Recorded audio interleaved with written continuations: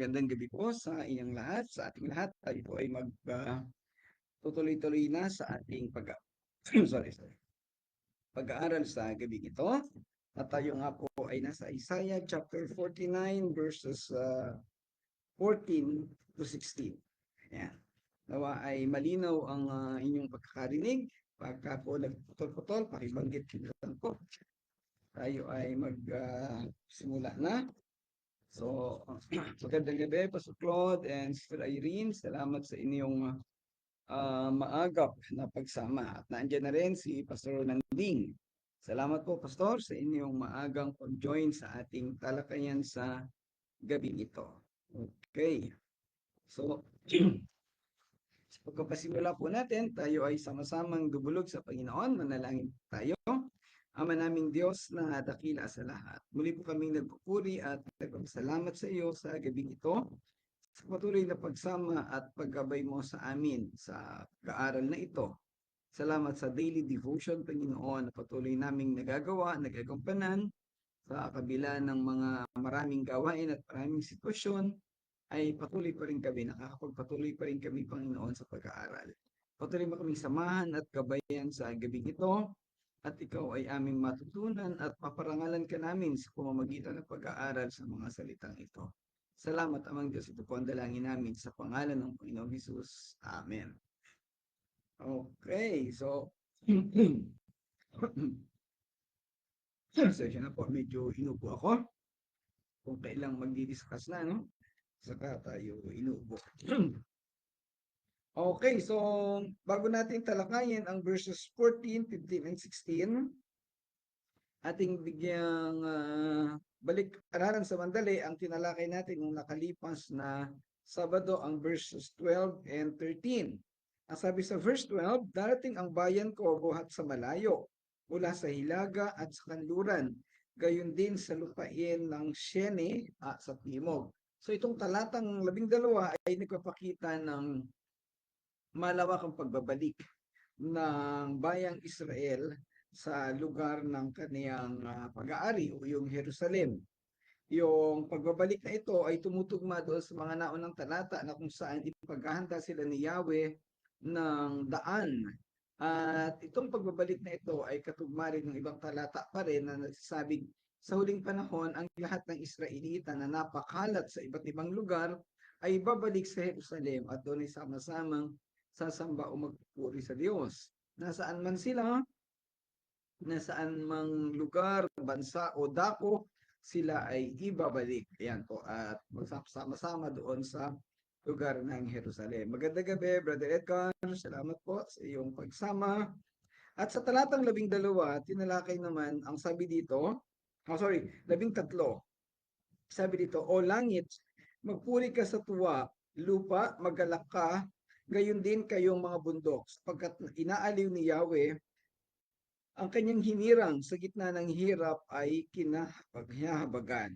Okay, ang talata naman ito ay nagpapahayag ng unlimited worship or unlimited glorification and praises to God. So, yung pagbibigay ng simbolismo, paggamit ng simbolismo ng langit na magpupuri sa tuwa, yung lupa na magagalak at yung mga bundok na magpupuri sa kaaliwan. Again, hindi po ito literal na yung mga bundok o mga lupa ang sasayaw. Sa halip ito tumutukoy sa pangmalawak ng pagpupuri. Pwede rin sabihin universal na pagpupuri sa Panginoong Diyos. Magandang gabi, Ate Alma, sa inyong pong buong pamilya dyan na nakasamang nag-aaral. Nawa ay maayos ang kalagayan ninyo dyan. At syempre po yung iba, nawa ay nasa maayos na kalagayan at mayroong bukas na puso at bukas na isip na makapag-aral ng salita Panginoon sa gabing ito. Okay, so tayo ngayon ay magpuproceed sa ating talakayan sa gabing ito, which is verses 14, 15, at 16. Nung isang linggo ko pa ipinaplag itong talatang ito kasi dito sa Isaiah chapter 49.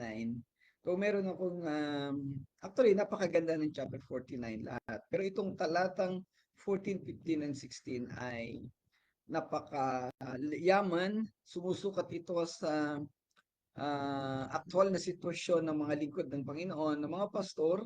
At syempre, hindi naman pastor ang binanggit dito, kung hindi yung mga Israelita. Pero ito tumutugma sa lahat ng mga bagay na karaniwang nararanasan ng mga lingkod ng Panginoon. At kung ano ang ginawa, kung ano ang resolusyon ni Yahweh o solusyon na ibinigay ni Yahweh sa mga um, salita dito o sa mga pag-aalinlangan ng mga lingkod niya. Okay, punta po tayo. Doon muna tayo sa verse 14. Ang sabi dito, ngunit ang sabi ng mga taga-Jerusalem, pinabayaan na tayo ni Yahweh, nakalimutan na niya tayo. Ayan, medyo naghihimutok ang bayan ng Israel o ang mga tao dahil sila ay nakalimutan na ni Yahweh.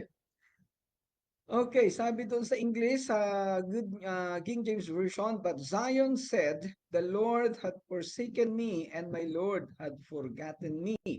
Yan, ang talatang ito ay naglalaman ng malalim na damdamin ng pag-abandona o pag-iwan at kawalan ng pag-asa na nararanasan ng mga tao sa Zion. Pag ginamit natin o pagbabasa natin ang salitang Zion, ito tumutukoy sa mga Israelita o yung Jerusalem. So dito, yung naranasan ng mga tao ng Zion, ibig sabihin mga tao ng Israel o mga Israelita. Ang talatang ito ay sumasalamin sa gawain ng tao na tanungin ang presensya ng Diyos sa gitna ng mga pagdurusa at itinatampok ang kahalagahan ng paghawak o pananatili sa pananampalataya at pag-asa. Common sa ating mga buhay ng mga tao na nakakaranas ng kabigatan, mga problema at iba't ibang sitwasyon. So, minsan pag nararanasan natin yan, ang lagi nating bukang bibig ay, Panginoon, hanggang kailan ba ito matatapos? Panginoon, bakit ba ganito? Ano ba ang ibig sabihin ng mga bagay na ito? Sa sitwasyong ito ay pinapahiwatig na nararamdaman ng mga tao o ng mga Israelita na iniwanan na sila ng Diyos dahil sa tila kawalan ng proteksyon o pag-asa na kanilang nararanasan dahil sila ay nabibihag nga ng bayan ng Babylonia. Iniisip nila na kinalimutan na sila ng Panginoon.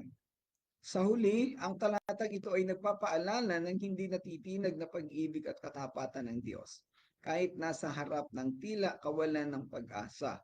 Nagsisilbi itong mensahe ng pag-asa at pagtubos para sa lahat ng nakadarama ng pag-abandona o pagkalimot. Tayo ba dito mga kapatid? Kayong mga nanonood diyan, ay nakakaranas ba kayo ng parang kinalimutan na kayo ng Diyos o pinabayaan?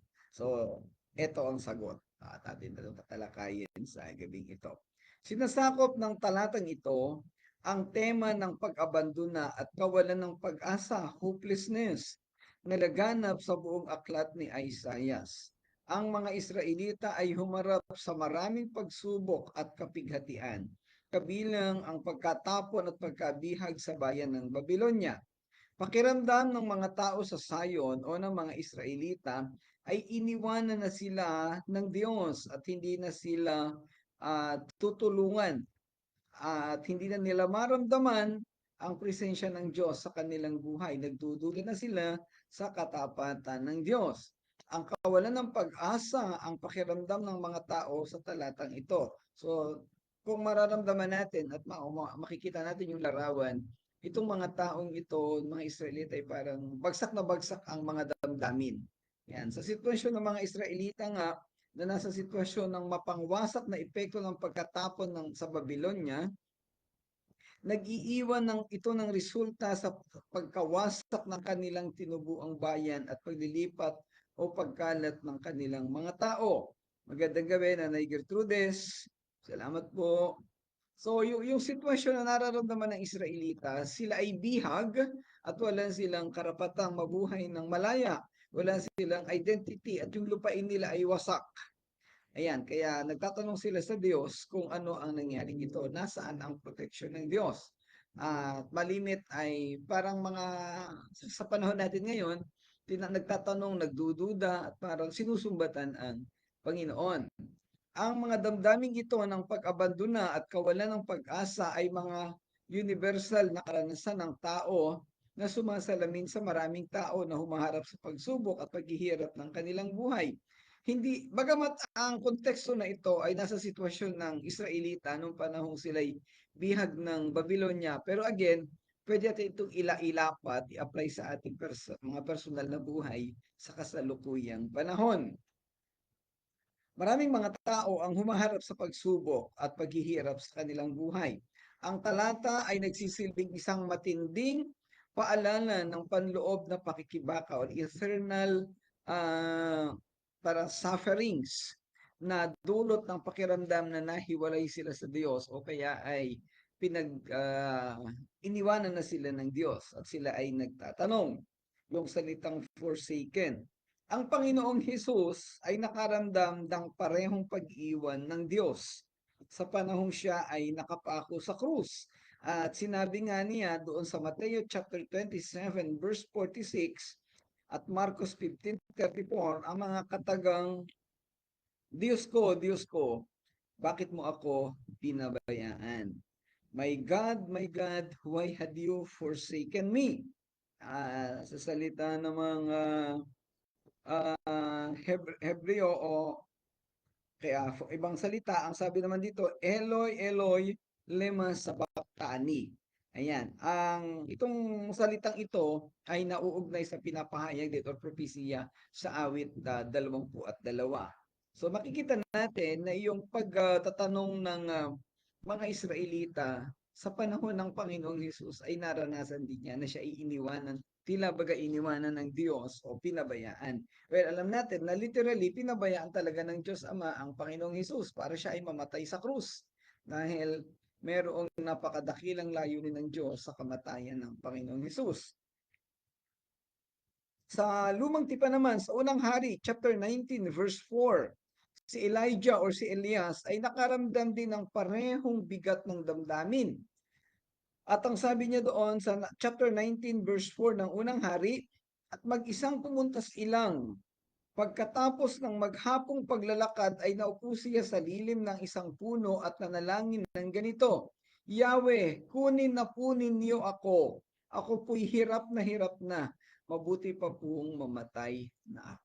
Ayan. So ito pong sitwasyon na ito ay naranasan o karanasan ni Elias o ni Elijah sa panahon ng kaniyang pagtakas kay Jezebel. Kung maalala natin yung sitwasyon na pinatay ni Elias yung maraming propeta ni Baal. At sa karanasang ito ay tinugi siya ni Jezebel at gusto siyang ipapatay. I think kung ako nagkakamali, yung ibang propeta ay pinapatay na ni Jezebel at si Elias lamang ang natira. Kaya siya ay tumatakas. At sa sitwasyon niya na ito ay ang layo ng nilakad niya, pagod na siya. Kaya ang sabi niya kay Yahweh ay parang, Yahweh, kunin na po ninyo ako. Ako po ay hirap na. Mabuti pa pong mamatay na ako. So ito yung mga pananalita ng napakatinding damdamin ng kabigatan. Ayan, so kagaya rin ng ating mga nararanasan sa panahon ngayon. Karaniwan, ito'y nararanasan ng maraming lingkod ng Panginoon na sa mga panahon ng paglilingkod niya ay nakakaranas din ng kabigatan. Well, simula pa ng mga nakalipas na isang linggo, natatalakay na natin yung buhay ng mga pastor o ng mga lingkod ng Panginoon na nakakaranas ng mga kabigatan. Habang yung iba naman ay nakakaranas ng parang materially ay pinagpapala.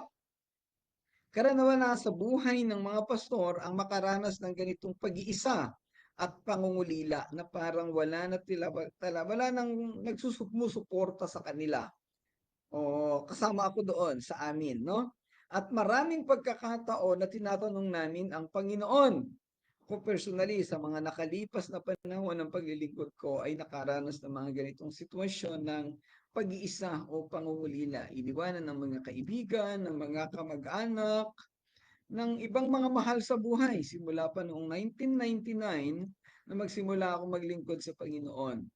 Ang malimit na hindi nawawalang sitwasyon ng mga pastor ay ang pag-iisa o pagkilos at pagtupad sa gawain ng nag-iisa. Noong maraming pagkakataon, nung ako ay pumunta sa Antipolo, naglingkod, talagang napakabigat ng sitwasyon. At hanggang sa nung nagsimula ang Touching Lives diyan sa San Roque, at maging naandun din sa ibang bansa, mas malungkot ang buhay sa ibang bansa dahil wala ang iyong mga kamag-anak. So wala kang malalayo yung mga kaibigan at hindi ganoon kadali yung sitwasyon dahil nilalakad namin yung mga disyerto, parang yung sitwasyon ng Panginoong Hesus noon. Bagamat siyempre may mga sakayan naman na bus pero hindi maiiwasan na maglalakad sa gitna ng disyerto sa initan at para makarating doon sa isang lugar para sa mga Bible study. Dito sa San Rafael, halos araw-araw malimit kong nararanasan yung nag-iisa simula umaga hanggang gabi. Pero sa lahat ng pagkakataon na yon, ng isang bagay na nakikita ko at pwede kong patunayan sa lahat ay yung presensya at pagsama ng Panginoon. Hindi nawawala at ranas na ranas ko na hindi pinapabayaan ng Diyos. Mawala man yung mga tao, kalimutan ko man at iwanan ng mga tao na minsan kasi umaasa tayo sa mga tao na makakatulong at makakasama. Well, hindi naman ako immune doon at normal lang sa isang tao na umasa rin sa mga kasama sa church. Ganun po ang karanasan ng lahat ng pastor. Kaya lang talagang minsan ay wala at hindi naaasahan. Pero ang Diyos ay lagi nang nandiyan at naaasahan. At iyon ang sitwasyon ng mga Israelita, sitwasyon ni Propeta Isaiah. May isa pang kilalang tao sa Bible, si Asaph, sa awit 73, song leader ni Haring David. Ang sabi niya dito sa verse 1 and actually Psalm 73 verse 1 to 14, isa sa paborito kong karakter sa Bible ay si Asaph kasi nakaranas ito ng mga kabigatan. And noong ano bang mga taon yun? Nalimutan ko na. I think 2011, meron kaming isang Bible study sa Singapore actually. May isang libro na binasa ko. Ang title ng libro is Why Life is So Unfair. At ang karakter na tinalakay doon ay yung buhay ni Asaph. Ang sabi niya dito sa Psalm 73 verse 1, kay buti ng Diyos sa taong matuwid, sa lahat ng taong ang puso'y malinis. Ngunit ang sarili halos bumagsak sa paghakbang, ko'y muntik nang madulas. Sa taong mayabang, ako'y naiinggit nga sa biglang yaman ng mga masama, ni hindi nagdanas ng anumang hirap, masisiglat kataway, malakas, di tulad ng ibang naghihirap ng labis nila ng labis, nila dinanas ang buhay na gipit. Ang pagmamalaki ay kinukwintas, ang idinaramit nila ay pandarahan. So yung sitwasyon na ito, salamat Brother Edgar. Yung sitwasyon na to, ito yung nakaranasan ni Asaph na naglilingkod siya sa Panginoon. Subalit nakikita niya sa labas na yung mga mabubuting tao ay nahihirapan at yung masasama ay pinagpapala. Kaya dito sa Psalm 73, pwede ninyong basahin yung buong chapter, napaka-mahaba ito. Siya ay tila nagrereklamo sa Diyos. Ayan. Sa mga mabibigat na panahong ganito na tila iniiwanan ako ng Diyos, ito personal na karanasan, may isang awit na lagi kong pinapakinggan, awitin ng Sovereign Grace. Kanina nga paulit-ulit kong pinapatugtog dito habang nag-aaral ako. Ang title ng awit is How Long, O Lord, How Long? Ang awitin na ito ay base sa karanasan ni Haring David sa Psalms 13. At sa talatang 1 hanggang 4 ng awit 13, ito ang sinasabi. Hanggang kailan, Yahweh, ako'y iyong lilimutin? Gaano katagal kang magtatago sa akin? How long? No? Sabi dun sa awitin. Gaano katagal pa itong hapdi ng damdamin at ang lungkot sa puso kong gabit araw titiisin? Kaawaan ko'y hanggang kailan magwawagi sa akin. Kaaway ko'y hanggang kailan magwawagi sa akin. Yahweh aking Diyos, tingnan mo ako at sagutin. Huwag hayaang mamatay, lakas ko'y panumbalikin. Baka sabihin ng kaaway ko na ako'y kanilang natalo at sila'y magyabang dahil sa pagbagsak ko. Sa awitin na How Long, O Lord, ang sabi dito ay, our path is dimmed by tears. Our world cries out in pain. Ang aming linalakaran ay pinagdilim ng luha. at umiiyak kami sa sakit. Sabi ganoon. We long for heaven's peace, deliver us again. Nasasabik sa kapayapaan na nagmula sa kalangitan. How long, O Lord, till you make things right? Kailan mo itatama ang mundo? Kailan mo ipapakita ang resulta ng pananampalataya? So, ayan po. So, nung nabasa ko itong verse 14, sinaliksik ko itong mga ito kasi ito yung tumutugma. Kasi medyo napakalapit sa puso ko dahil itong mga binabanggit dito sa verse 14 ang personal kong mga naranasan din. Subalit ang dapat nating maunawaan sa pagtatapos ng talatang 14 at matatalakay sa mga susunod pang talata sa 15 and 16. Subalit ang dapat nating maunawaan, totoo bang iniwanan o pinabayaan tayo ng Diyos sa ating paglilingkod sa Kanya? So, ayan po, nabanggit ko kanina na sa kabila ng wala yung mga tao na inaasahan mong tutulong at makakasama mo, nangangawala, ang Diyos laging nandoon, hindi niya tayo pinapabayaan. Siguro kung wala ang Diyos at ako'y pinabayaan ng Panginoon, hindi na ako aabot sa ganitong katagalan. Sigurado ako na si Pastor Nanding ay ganoon din. Kasi sa haba ng panahon ng paglilingkod. Now, sa kabila ng kawalan ng pag-asa na ipinahayag sa talatang 14, mahalagang tandaan na ang aklat ni Isaiah sa huli ay isang mensahe ng pag-asa at pagtubos. Bagamat maaaring nadama ng mga tao ng Sayon o ng kahit sa kasalukuyang panahon na sila'y tila baga pinabayaan ng Diyos, tila baga inabandona, kaya rin ng mga nabanggit kong mga patotoo. Nagpatuloy ang propetang si Isaiah na ipinarating ang pangako ng Diyos na pagsasauli at pagliligtas para sa kaniyang bayan. Yung aktual na sitwasyon ng Israel, bagamat sila'y nabibigatan dahil sila'y nasa ilalim ng pagkabihag ng Babylonia, pero alam natin sa mga nakaraang pag-aaral na sila ay ililigtas sa pamamagitan ni Haring Siro at babalik sa Jerusalem. Sa pamamagitan ni Nehemiah, ni Ezra at ni Zerubbabel. Sa mga sumusunod na talata, tinitiyak ng Diyos sa mga tao ang kaniyang hindi natitinag na pag-ibig at katapatan na nangangako na hindi sila malilimutan o pababayaan. Ang talatang ito ay nagsisilbing makapangyarihang paalala ng kahalagahan ng pananampalataya sa gitna ng mga pagsubok at kapighatian. Hindi tayo dapat bumagsak sa panahon ng kapighatian at pagsubok. Ang damdamin ng pag-abandona at kawalan ng pag-asa na ipinahayag ng mga tao ng Sayon ay nagpapakita ng hilig ng tao na questionin ang presensya ng Diyos sa gitna ng pagdurusa. Lagi tayong ganoon parang yung mga Israelita, nung nahirapan ng konti sa ilang, ay kino-question ang Diyos o kino-question si Moises.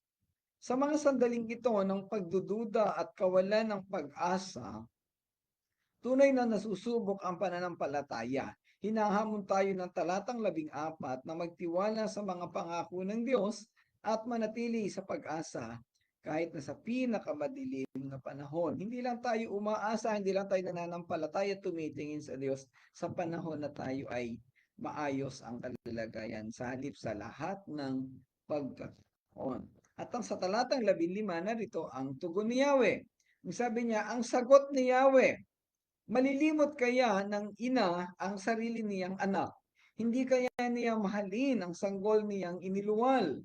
Kung mayroon mang inang lumilimot sa kanyang anak, hindi ko kayo kakalimutan kahit sandali. Nababanggit nung nakaraan, nung bata ako mayroong kanta, I'm sure alam ito ni Pastor Nanding, ang title ay Hindi Kita Malilimutan. At malimit ay kinakanta ito sa mga paglilibing, no? Sa mga pag namamatay. So dito po ibinase sa talatang 15 yung awitin na iyon. Sabi sa King James, can a woman forget her sucking child, that she should not have compassion on the son of her womb? Yea, they may forget, yet will I not forget thee. So makalimot man yung nanay, ang Diyos hindi makakalimot. Pero alam natin na sa katotohanan, kahit yung mga nanay, hindi malilimutan ng kaniyang anak. Sa talata namang ito ay pinapahayag ang tugon ni Yahweh sa mga tanong ng mga Israelita sa talatang 14. Ipinapahayag sa talatang ito ang malalim at hindi matitinag na kalikasan ng pagmamahal at pangangalaga ng Diyos sa kaniyang bayan. Ito ay isang mensahe ng kaaliwan at katiyakan na nag-aalok ng pag-asa sa mga taong nakadarama na iniwanan na sila o nakalimutan ng Diyos o ng ibang tao. Ang talatang ito na may makapangyarihang imahe at walang hanggang mensahe ay patuloy na pinagmumulan ng lakas at pampatibay loob ng mga mananampalataya at lingkod ng Panginoon hanggang sa kasalukuyang panahon. Ipinapahayag ng talatang ito ang isang makapangyarihan at emosyonal na pahayag tungkol sa pag-ibig at katapatan ng Diyos sa kaniyang bayan. Sa talatang 14 ay nagpahayag ng mga panghihina at pagtatanong sa Diyos hinggil sa kaniyang tulong o pagkalinga. So yung mga tanong doon sa verse 14, nandito ang katugunan sa verse 15 and 16.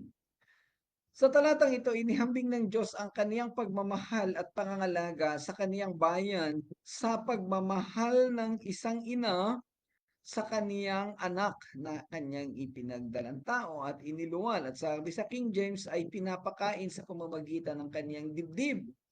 Naalala ko yung pangalan, yung grupo na El Shaddai. Yung El Shaddai, El is God, yung Shaddai from the word Shad, ibig sabihin ay dibdib. No? Yung Shad, dibdib, ito mismo yung dibdib ng nanay, yung breast na dinidedehan ng bata para makakain ng gatas. Ibig sabihin, yung shad, yung dibdib ng nanay, is a life-giving part, nagbibigay ng buhay sa bata. Ngayon, kaya tinawag na El Shaddai, ibig sabihin, yung Diyos ay nagbibigay buhay sa tao. So, yun po yung ibig sabihin ng El Shaddai. No? Hindi po yan reliyon. Kung hindi, pangalan ng Diyos, ang ibig sabihin ay nagbibigay buhay. Ayan. Okay. Sa talatang 15, muli, sabi nga dito, inihambing ng Diyos ang kanyang pagmamahal at pangangalaga sa kanyang bayan sa pagmamahal ng isang ina sa kanyang anak. Ang imahe ng isang ina na posibleng nakakalimutan ang kaniyang anak na pinakain sa pamamagitan ng kanyang dibdib ay nakakabagbag damdamin. May mga balita na ina ay ginawang prostitute yung anak, ibinenta, ginawang marami silang ginagawa para lamang magkakita, kumita ng pera. Pero ito ay kakatuwang sitwasyon, hindi ito pangmalawakan. Generally, ang ina ay hindi niya kayang pabayaan o makalimutan ang kaniyang anak. Sabi nga natin, yung anak makakalimot sa ina o sa magulang, pero yung magulang hindi makakalimot sa anak. Alam natin na hindi kayang mangyari, hindi ito kayang gawin ng magulang. Siguro yung mga magulang na natitiis na ipaampon ng kanilang mga anak ay merong layunin na para siguraduhin na maganda ang kalalagayan ng kaniyang mga anak.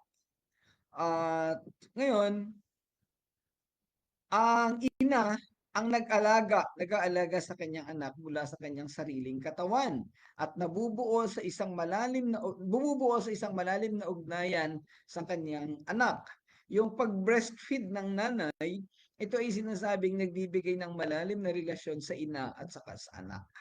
Hindi inaasahan o mahirap maunawaan na ang isang ina ay makakalimot sa kaniyang anak.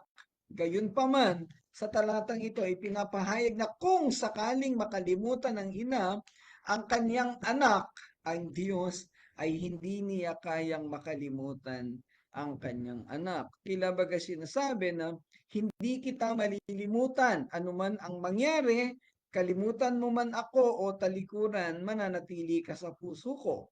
Mabubura ang lahat ng damdamin at alaala sa puso at damdamin, subalit ikaw ay hindi malilimutan. So parang ganun ang sinasabi. Ang talatang ito ay nagsasalita tungkol sa hindi masisirang kalikasan ng pag-ibig at pangako ng Diyos sa kanyang mga tao. Ito ay nagsisilbing isang malakas na katiyakan sa mga tao ng Israel na nagtitiis ng matinding paghihirap at pagdurusa noong panahon ng ni Isaiah sa verse 14. Ang mga salita ng Diyos ay nag-aalok ng kaaliwan at pag-asa na nagpapaalala sa kanila na hindi sila nag-iisa at lagi silang aalalahanin at pangangalagaan ng Diyos anuman ang mangyari. Ang tema ng katapatan at matatag na pag-ibig ng Diyos ay sentro ng Biblia. At itong talatang ito'y hinabi dito sa pangkalahatang talakayan na ito. Ang talatang ito ay sumasalamin sa mga katulad na mensahe na ipinahayag sa ibang bahagi ng Biblia, kagaya sa awit 27 verse 10. Ang sabi doon, kapag pinabayaan ako ng aking ama at ng aking ina, kung magkagayon ay kukunin ako ng Panginoon. Ang ideya ng Diyos bilang isang mapagmahal at mapagmalasakit na magulang ay paulit-ulit na tema sa Biblia. At ito ay sumasalamin sa malalim, personal na kalikasan ng relasyon sa pagitan ng Diyos at ng kaniyang mga tao. Sa simbolikong paraan, ang larawan ng isang ina at kanyang anak sa Isaiah 49:15 o sa talatang ito ay kumakatawan sa lalim at lapit ng relasyon ng Diyos sa kaniyang bayan. Itinatampok nito ang malalim na emosyon at koneksyon na mayroon, emosyonal na koneksyon na mayroon ng Diyos sa kaniyang mga tao. Hindi simpleng relasyon, hindi simpleng koneksyon ang mayroon tayo sa Panginoon. Ito'y napakalalim na hindi kayang makalimutan at hindi kayang tumbasan ng anumang relasyon na mayroon dito sa mundo. Ito ay relasyon na hindi natitinag at ito ay pangako na hindi mawawala. Hindi ito yung pangako na napapako. Ang imahe ng pagmamahal ng isang ina ay makapangyarihan sa lahat at nakakapukaw. At ito ay nagsisilbing isang makapangyarihang simbolo para sa walang hangganang pagmamahal at pangangalaga ng Diyos sa kaniyang mga anak. At ito'y nawa ay nararanasan nating mga mananampalataya. Sa mga panahon ng pag-iisa at mga kabigatan, normal lang sa mga lingkod ng Panginoon bilang tao ang maghanap ng kalinga, pagsama o pagdamay ng mga taong kanilang pinaglilingkuran. Subalit sa kalimitan ay walang dumarating, subalit ang Diyos ay laging nandirito at sinasamahan tayo. Sinasamahan kaming mga lingkod niya. Okay. Panghuling talata, ang verse 16, hindi natin ito pwedeng iwanan. Sabi dito, Jerusalem, hindi kita malilimutan. Pangalan mo'y nakaukit sa aking mga palad. Grabe, no? Behold, I have graven thee upon the palms of my hands. Thy walls are continually before me. Ang talata naman ito, 16, ay kumpirmasyon o dagdag na pagpapatunay ng napakadakila at hindi mauubos na pagkalinga ng Diyos sa kaniyang mga tao. Binibigyang diin sa talatang ito ang pagpapahayag ng hindi natitinag na pag-ibig at pangangalaga ng Diyos sa kaniyang bayan. Sa pamamagitan ng matingkad at nakakapukaw na imahe, ipinahihiwatig ng talata ang mga tema ng katapatan ng Diyos, ang kaniyang matalik na kaugnayan sa kaniyang mga tao at ang kaniyang patuloy na pagbabantay sa kanila. Ito ay nagsisilbing mapagkukunan ng kaaliwan at paghihikayat para sa mga tao ng Israel. Na yung sitwasyon nga na binasa natin sa talatang 14, sila'y nahihirapan at nabibigatan at nagtatanong nasaan ang proteksyon at pagkalinga ng Diyos. So ito yung sagot. Sa talatang ito, ang Diyos ay nagsasalita sa mga tao ng Israel na nagpapahayag ng kanyang malalim na pangangalaga at pagmamalasakit para sa kanila. Ang mga imaheng ginamit dito ay malalim at hindi madaling mapaniwalaan ng isang ordinaryong tao na walang malalim na pananampalataya sa Diyos. Nagbibigay ito sa atin ng sulyap o pag-alaala sa lalim ng pag-ibig ng habag ng Diyos sa kaniyang mga tao. Sa King James ay binanggit ang salitang masdan na isang tawag at atensyon. Behold, ang sabi, no? Para bang sinasabi ng Diyos, makinig kang mabuti sapagkat ang aking sasabihin ay napakahalaga. Ito ay nagtatakda ng tono para sa natitirang bahagi ng talata na nagbibigay diin sa kahalagahan ng mensaheng dapat sundin. Ang unang bahagi ng talata 16 ay nagsasabi na inukit kita sa mga palad ng aking mga kamay. Ang larawang ito ng pag-ukit sa mga palad ng mga kamay ng Diyos ay isang magandang representasyon ng walang hanggang kalikasan ng pagmamahal at pangangalaga ng Diyos sa kaniyang mga tao. Ang pagkilos ng pagiging inukit o pag-ukit mismo ay nagpapahiwatig ng malalim, permanenteng marka na sumasagisag sa walang hanggang kalikasan ng kaugnayan ng Diyos sa kanyang mga tao. Parang nakaukit doon mismo sa palad. Sa atin siguro pwede mong isipin yung nakatato, nakaukit at hindi ito mabubura. Ito ay isang representasyong ng matalik at personal na koneksyon na mayroon ng Diyos sa bawat individual at larawan ng malalim na damdamin ng Diyos sa mga tao. Ang imaheng ito ay pumupukaw din ng ideya ng paghawak ng Diyos sa kanyang mga tao na malapit sa Kanya.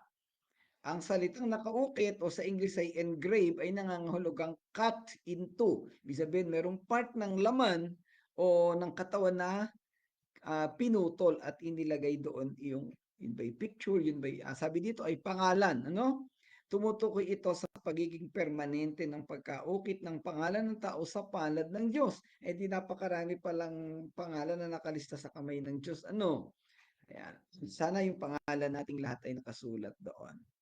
Ang salitang nakaukit ay nagpapaliwanag sa pahayag na hindi kita malilimutan sa talatang 15 kasi nakasulat sa kamay, nakaukit. So hindi talaga malilimutan. Saan man pumunta ang Diyos, di ba? Sa King James, binanggit din ang mga salitang, ang iyong mga pader ay laging nasa harapan ko. Ito ay isa pang makapangyarihang larawan na nagsasalita o tumutukoy sa proteksyon. Ito may tumutukoy sa proteksyon na ibinibigay ng Diyos at seguridad na mararanasan ng kaniyang mga tao. Bagamat sila ay naandoon sa pagkabihag sa Babylonia, darating ang panahon na sila ay lalaya at naandoon ang proteksyon mararamdaman nila. Kagaya ng talatang 15, ang talatang ito ay tugon ng Diyos sa mga Israelita sa gitna ng kanilang pagtatanong at pagdududa sa pangangalaga at proteksyon ng Diyos sa kanila. Ito ay nagsisilbing pinagmumula ng pag-asa at pampatibay loob para sa mga tao na nagpapaalala sa kanila ng matatag na pag-ibig at katapatan ng Diyos. Mayroong ilang mga pangunahing tema na maaaring hango sa talatang ito. Ang una ay ang tema ng katapatan at katatagan ng Diyos. Ang imahe ng pag-ukit sa mga palad ng mga kamay ng Diyos at ang patuloy na presensya ng mga pader ng mga tao sa harap niya ay nagbibigay din sa hindi nagbabagong kalikasan ng pagmamahal at pangangalaga ng Diyos. Ano man ang mangyari, ano man ang sitwasyon, magkasaalaman tayo, mahal pa rin tayo ng Diyos. Kaya nga hindi kita malilimutan. Mauubos ang lahat ng anumang mayroon, pero yung ikaw, hindi kita malilimutan. Yan ang sinasabi doon. Ano? Ang pangalawa, tumutukoy ito sa matalik at personal na relasyon ng Diyos sa kaniyang mga tao. Ang imahe ng pagiging nakaukit sa palad ng mga kamay ng Diyos ay naghatid ng isang pakiramdam ng pagiging malapit at koneksyon at permanenteng relasyon. Again, related sa salvation, hindi nawawala ang relasyon sa Diyos. Ito ay nagsisilbing paalala ng malalim na pagmamahal at pagmamalasakit ng Diyos sa bawat isa sa kaniyang mga anak. Malaki ang ginagampanan ng simbolismo sa talatang ito na nag-aalok ng mayaman at nakakapukaw na imahe na nagpapatibay sa mensahe nito. Ang imahe ng pag-ukit sa mga palad ng mga kamay ng Diyos ay naghahatid ng ideya ng pagiging permanente. Natapos tayo kanina sa talatang 14 sa tanong na, totoo bang kinalimutan tayo ng Diyos? Totoo bang binaliwala tayo ng Diyos? Sa pagtatapos ng ating talakayan, ito ang tugon. Hindi kita malilimutan. Anuman ang mangyari, kalimutan mo man ako o talikuran, mananatili ka sa puso ko. Mabubura ang lahat ng damdamin at alaala sa puso ko at damdamin. mauubos o maglalaho ang lahat ng bagay, subalit ikaw ay mananatili. So, magandang gabi mga kapatid. Yan po ang ating talakayan sa gabing ito. At ito'y tumutukoy sa napakadakila, napakalalim na pagmamahal at pag-ibig ng Diyos sa atin. Tayong mga tao, pwede rin nating gawin ito. Dahil tayo ay humahanap ng ating mga partner sa buhay, dapat ay ganoon din. Dapat po yung awitin na hindi kita malilimutan ay hindi lang sa patay kinakanta, kung hindi dapat sa kasalan. Dapat mas maganda siguro sa kasalan natin ipakanta yung bagay na iyon. Kasi ito ay parang covenantal relationship ng dalawang mag-iisang dibdib. Okay, so muli po, salamat sa inyong pakikinig. Nawa ay naunawaan natin sa mga talatang ito kung gaano ang lalim ng pag-ibig ng Diyos. Totoo yan, Pastor Claude, hindi natin kayang hukayin eh. At yun po ang totoo. Yan po, sa ating mga tao, pwede natin itong maramdaman at maranasan sa mga tao na pinagkakaloob sa atin ng Diyos. Okay, so nawa po ay na, kahit kaparasong bagay o information ay natuto ang bawat isa at ito'y mailapat sa ating mga buhay. So, kung mayroon po kayong mga katanungan, pwedeng-pwede naman pong magtanong uli at matalakaya. Sa Sunday, ay i-discuss natin uli ang bagay na ito sa ating Reflection Sunday. Okay, samahan po ninyo ako sa pagwawakas sa ating pamamagitan ng panalangin. Pray tayo. Ama naming Diyos na dakila sa lahat. Salamat po sa gabing ito. Salamat sa buhay. Salamat sa biyaya na pinagkaloob mo sa amin. At salamat sa pagmamahal mo na hindi mauubos. Salamat dahil hindi mo kami nalilimutan. Nawa Panginoon ay hindi rin namin malimutan ang iyong biyaya at hindi rin namin malimutan ang paglalapat nito, ang pagmamahal sa aming mga kapatid dito sa lupa. Patnubayan mo kami at gabayan, Panginoon, sa pangalan ng Panginoong Hesus. Amen. Okay, muli po, maraming salamat po sa inyong lahat. Ang nakita kong mga pangalan, syempre si Pastor Claude, si Brother Edgar, si Nanay Gertrudes, si Ate Alma, I'm sure yung buong pamilya ay kasama at nawa ay natuto ang bawat isa. Si Pastor Nanding, si Mami Ay, si Irene. Ayan, yung iba po hindi nag-register ang pangalan na naka-join. Maraming salamat po sa inyong lahat. Pagpalain po kayo ng Panginoon. To God be the glory. Bye-bye po and good night.